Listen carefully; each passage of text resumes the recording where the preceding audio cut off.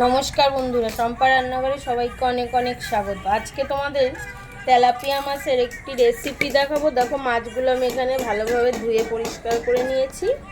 আর এটা আমি আজকে কাঁচা মশলা মাখিয়ে রেসিপিটা করব। দেখো, রেসিপিটা হবে ভাপা।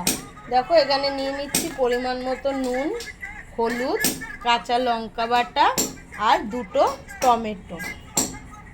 মাছগুলো দিয়ে নেব একসাথে। দেখো, এইভাবে মশলাটা ভালোভাবে মাখিয়ে আর কাঁচা তেল দিয়ে এভাবে ভাপিয়ে দেখো মাখানো হয়ে গেছে। আর আমি গ্যাসে বসিয়ে দিচ্ছি। দেখো, টমেটোগুলো এমনিই গলে যাবে। উপর থেকে কাঁচা তেল দিয়ে দিয়েছি। এবার আমি ঢাকা দিয়ে দেবো। দেখো, ঢাকনাটা ঢাকাই আছে আর ভালোভাবে ফুটছে। একদম গ্যাসের আগুনটা আমি লো করে দিয়েছি। আস্তে আস্তে হবে। দেখো, আমার ভাপানো হয়ে গেছে। তেলাপিয়া মাছটা আমি নামিয়ে নিচ্ছি। দেখো, ভাপানো তেলাপিয়া মাছটা আমি নামিয়ে নিয়ে এসেছি। তো ভিডিওটা অবশ্যই তোমরা দেখো, আর ভালো লাগলে লাইক শেয়ার কমেন্ট করে জানিও কেমন লাগলো।